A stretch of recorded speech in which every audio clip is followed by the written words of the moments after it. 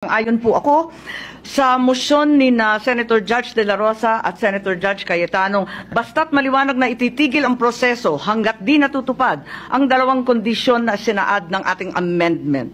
Ang sabi, accountability? Accountability ba talaga? May dalawang SKL ako dyan. Una, SKL, share ko lang na si VP Inday Sara ay sinampahan ng kaso sa Komisyon ng Audit, ang COA, sinampahan ng kaso sa Supreme Court, sinampahan ng kaso sa iba't iba pang korte, sinampahan ng kaso ng Department of Justice, pati na rin ng PNP, at sinampahan ng kaso ng disbarment. At kanina lamang, may panibagong isasampang 612 million na namang confidential fund ng OVP at ng Department of Education. Walang tigil na kaso. Kung accountability ang tunay na gusto ng mga birit ng birit, bakit hindi pag-usayan ng mga kaso para panagutin si VP Inday sa mga yan? May multa yan, may kulong, if ever mapatunayan. Aba, damang-dama ang accountability kapag ganyan. Itong impeachment na inipit, inupuan, nilimliman, minadali, ibinalibag sa Senado sa dulo ng sesyon. Ito ay ang pinakamaliit na iskinita ng accountability na yan.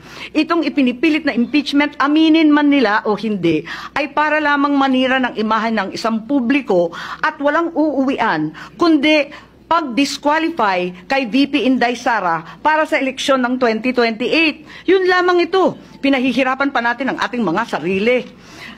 Alam naman nating lahat, tayo at ang sambayanan. Hindi accountability ito. Tungkol ito sa pagpigil kay VP Inday Sara para sa 2028. Huwag na tayo mag-production number. Yan ang gustong puntiryahin. Kaya ang pangalawa kong SKL, ikalawa SKL, saan ka lulugar?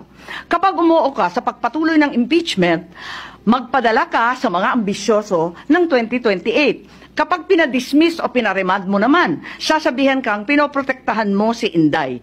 SKL, saan ka lulugar? Ako sa tama. Magpakatotoo tayo, mga kapatid na hukom at senador. Malayo pa ang 2028. Maraming gutom at naghihintay ng serbisyo mula sa Senado.